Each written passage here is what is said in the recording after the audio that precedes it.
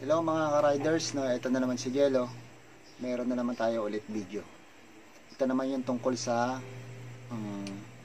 paano mo malalaman kung full wave o half wave ang iyong rectifier regulator ng motor nyo. Sa una kong video, meron din akong video about sa rectifier, kung paano nyo naman malalaman o paano nyo maitetest using multitester kung sira na ang inyong rectifier. Dito naman ipakikita ko sa inyo kung paano nyo malalaman kung half wave o full wave ang isang rectifier, no, using multitester and test light. Andito rin sa video na to yung actual na pagcha-charge, kung ano yun, mga wiring, kung ano yung function niya sa rectifier sa ating motor. Ang rectifier nga pala, rectifier regulator, ito yun nagko-convert ng kuryente sa ating motor from AC to DC, no? Kaya ito yun mahalaga, kasi pag wala nito, mag-over voltage, so masisira ang ating mga ilaw or masusunog yung ating mga wire. Kaya panoodin nyo mabuti sa video na to kung paano ko pinakita ang para malaman kung full wave o half wave ang rectifier. So kung nagustuhan nyo, pa-subscribe na lang, pa-like at pa-share ng video. At ulitin ko, double check sa pagwa-wiring. Ride safe at good day sa inyo lahat. So, hello mga ka-riders, nandito na tayo sa video. Papaliwanag ko na sa inyo. Papakita ko na sa inyo rito yung actual na pagtetest ng ating rectifier regulator. Kung full wave or half wave ang function niya. So, may dalawa tayong regulator. Sa appearance, masasabi natin kung ano ang full wave yan, ano ang half wave. Pero, pag tinester mo, hindi mo alam kung paano dyan sa dalawa. Kung alin dyan ang pang full wave, alin dyan ang pang half wave. So, yun ang ituturo ko sa inyo kung paano siya malaman. Kung paano siya testerin actual. So, dito muna tayo sa kulay gray. Kulay gray, nilagyan natin siya ng cable, no? May 4 siyang pin, 4 pin. 1, 2, 3, 4.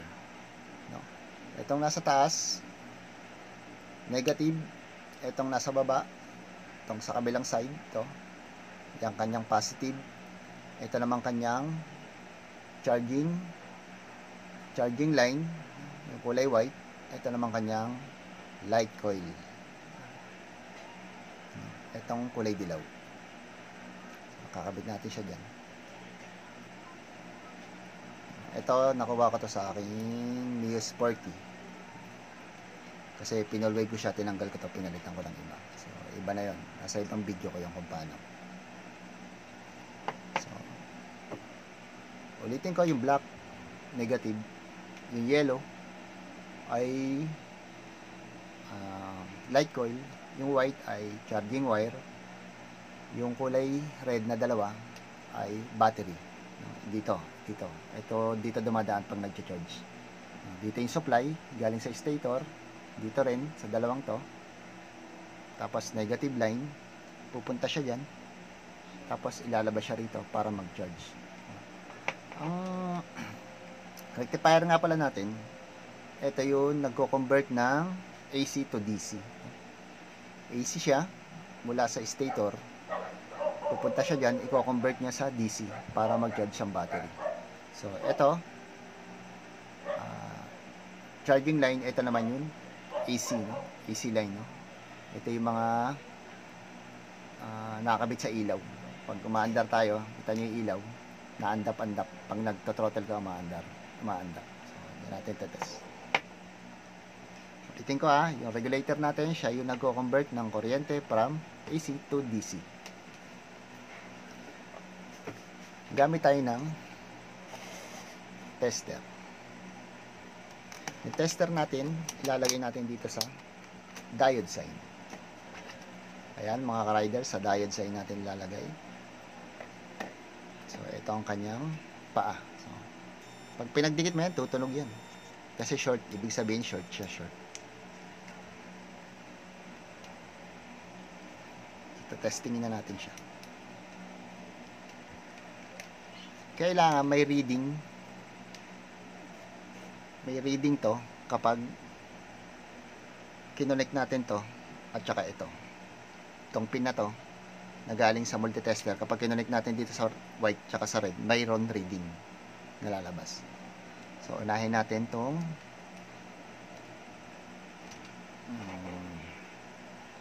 white. No?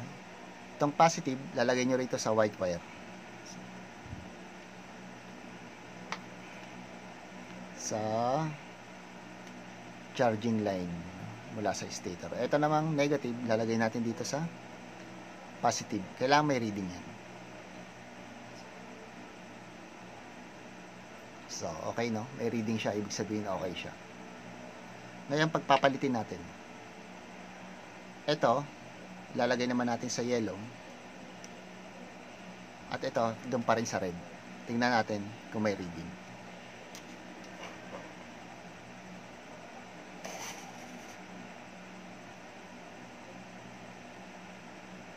Kailangan may reading siya. Kapag full wave, kailangan may reading yan.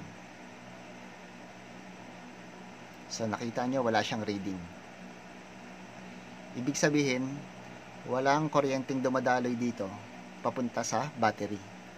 So, ibig sabihin, kahit galing siya sa stator, hindi siya charging line. So, kasi nga, AC siya. Yan ang half wave. Ibig sabihin, may ground wire. So, yan. Wala siyang reading. Pero pag dito sa puti,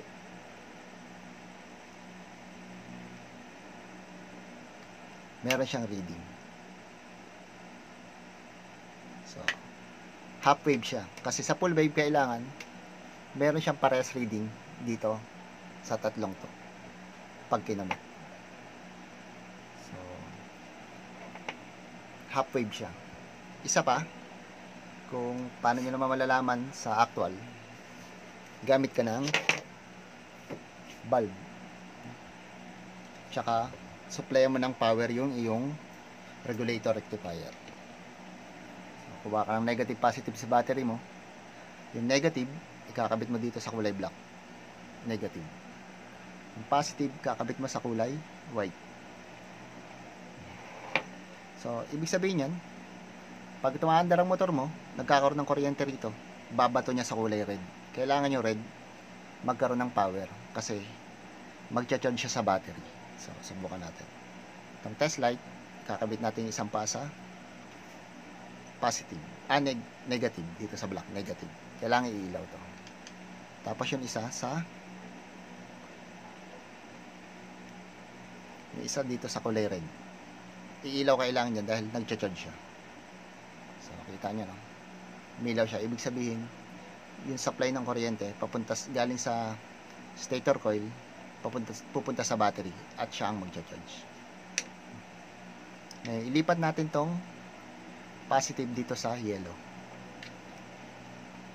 Sa mga full wave kailangan iilaw rin tong ating test light. So, subukan natin. Itong isang wire sa negative, yung isa naman sa positive papuntang baterya, red wire. So, tanya wala siyang ilaw. Kasi nga, half wave lang siya. Walang kuryenteng dumadaloy rito. Walang positive line na dumadaloy rito. Kaya wala siyang kuryente. So, okay? So, naintindihan nyo na yung pag-test sa ganitong rectifier regulator. So, punta na tayo sa isa. Ang kulay black. Dito sa kulay black, meron siyang 5 wire. Papaliwanag ko yung bawat wire. Yung black, ito yun, limiter. Itong yellow, ito yung galing sa stator. Itong white, galing rin sa stator. Sa stator coil. Itong dalawang to. Itong green, ground. Itong red, papunta sa baterya. testingin natin siya. Kailangan, tulad ng kanina, pag tinester natin tong tatlo, kailangan may reading siya kahit mabali-baligtad. Kailangan may reading tong tatlong to. Ito, isang tabi nyo na muna to. Hindi tayo makakuha ng reading dito. Pag nagkaroon ng reading yan, sira ang ating regulator. So, testingin na natin.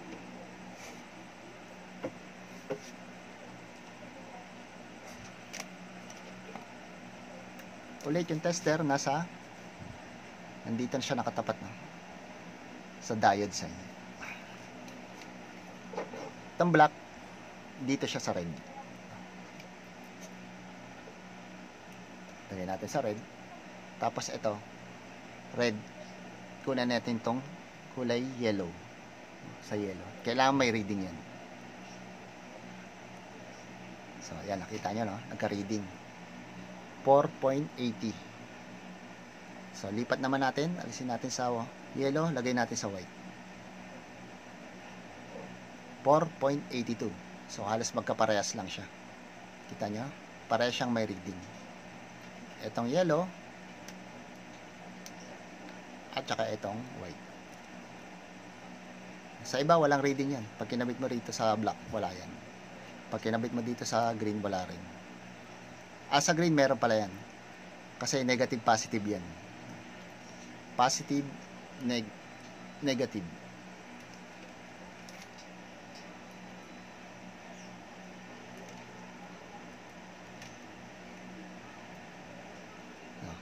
Pero pag pinag-same mong polarity niya, yung positive sa positive dito sa red, walang reading yan. Tapos negative sa negative to kulay green, walang reading yan. Pero pag nagbaligtad yan, kailangan makakuha ka ng reading.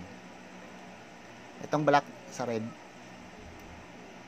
at itong red sa green, kailangan makakuha ka dyan ng reading. Mataas ang reading yan. So kasi yun kanyang diode sa loob naka-reverse polarity, kaya mayroon siyang reading.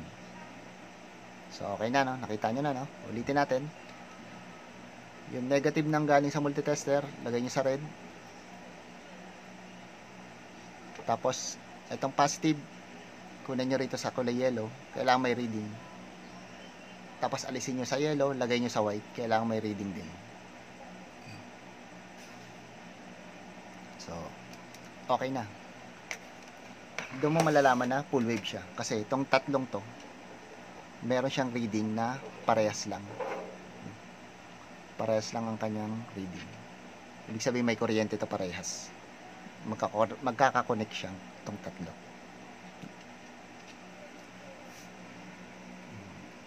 Sa actual, papakita ko naman kung paano. So, kabit tayo ng wire ulit. Galing sa battery. So, itong red, itong negative, lagay natin sa kulay green.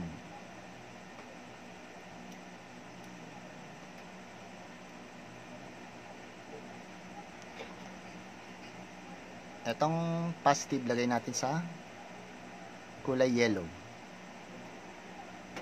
So, negative sa kulay green, positive sa kulay yellow. Kuha tayo ulit ng bulb. So, lagay natin isang paa sa negative, sa kulay green. At yung isa sa red. Yes. No? May ilaw. So, ibig sabihin, may current na dumadaloy. So, alisin natin tong kulay yellow. Positive kulay yellow, alisin natin. Lagay natin sa kulay white.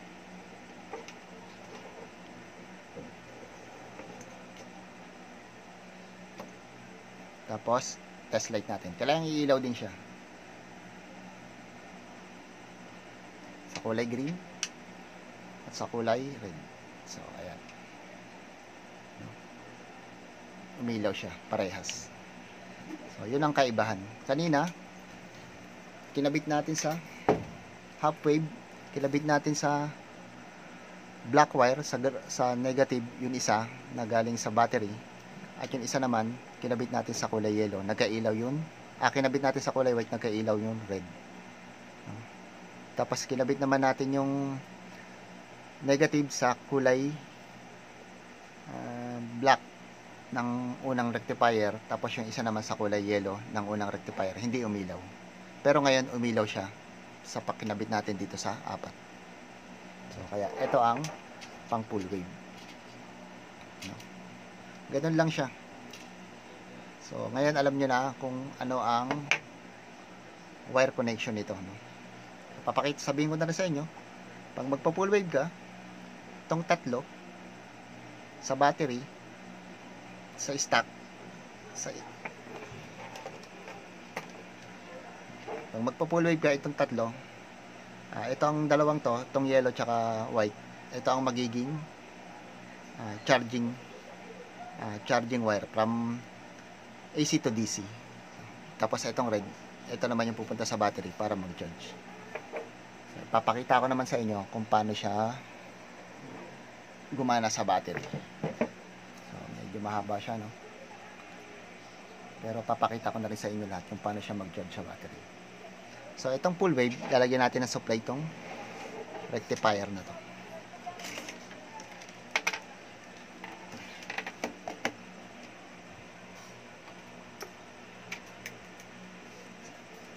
So ito munang battery, lalagyan natin ng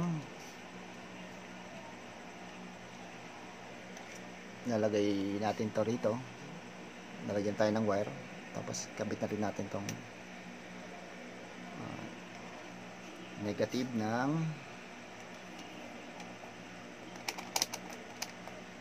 so lagay nyo rin sa negative sa volt, no? Tapos itong positive lalagay natin sa positive ng battery. Buha ulit tayo ng wire, buha tayong wire, lagay natin dito sa positive. So nakita nyo may reading yun ating battery, ibig sabihin full charge siya, 12.52. Tapos itong dalawang to nakinabit natin sa battery, isang negative,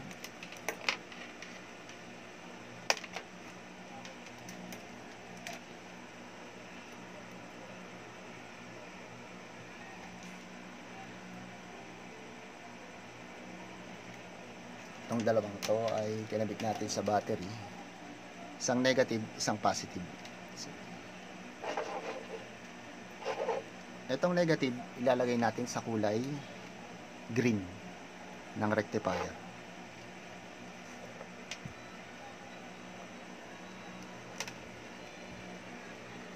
Ayusin lang natin sa kulay green. Itong negative na galing sa battery, lagay natin sa kulay green. Etong kulay red, lagay naman natin sa kulay red ng rectifier. Green, negative, to sa red, positive sa battery. Ngayon lalagyan natin ng supply to.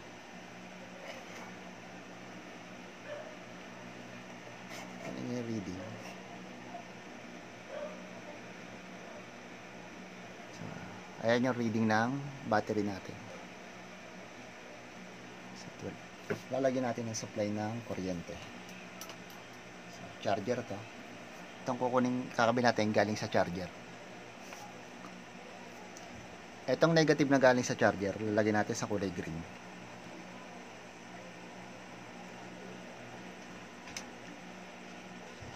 So itong black, wag natin muna lagyan ng connection. Pag sa motor na yan, nilalagyan ng connection. So itong positive, tingnan nyo yung reading kung magkakarga siya. Lalagyan natin sa kulay yellow. So nakita nyo, nagkakarga siya. No? So okay yung ating rectifier regulator. Lalagay naman natin sa kulay white. So nagkakarga rin siya. Kita niyo yung reading yan. Kakarga. So pag dikitan natin yung yellow tsaka white. So kasi full wave siya. So kailangan kahit magkadikit siya, magkakarga siya.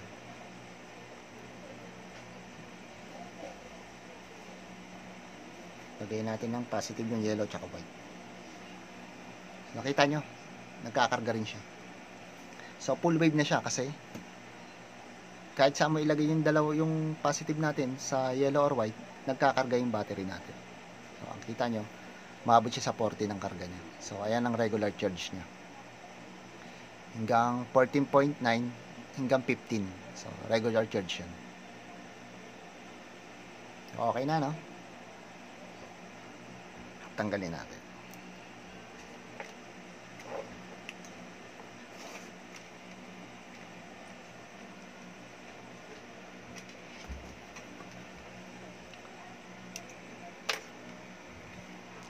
So, sana naintindihan nyo mabuti yung pagpapaliwanag ko sa video.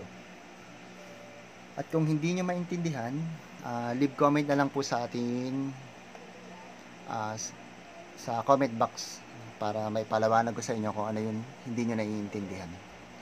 At ulitin ko, sa pagwa-wiring ng ating motor at sa pagtetest ng mga ganitong pyesa ng ating motor, lalo na sa electrical, laging double check, no? Lagi nyong tingnan mabuti, huwag mamadaliin dahil kuryente to, no? Double check lagi dahil magkakosto ng sira ng ating motor kapag mali ang ating wiring, no?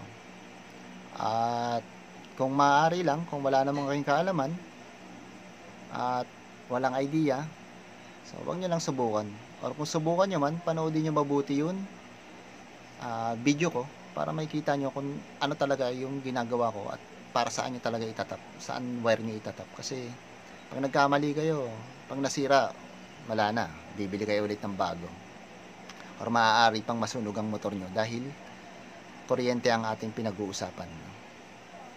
At yun po, laging double check, pag-isipan nyo mabuti, tignan nyo mabuti kung tama yung connection nyo, double checking, kailangan walang nagdidikit na wire, at balutin nyo ng maayos. So, kung may natutunan kayo, pasubscribe na lang po sa channel ko para sa iba pang videos na inyong mapagkukunan ng kaalaman. At palike na rin at pa-share. So, ride safe sa atin lahat at isang magandang gabi.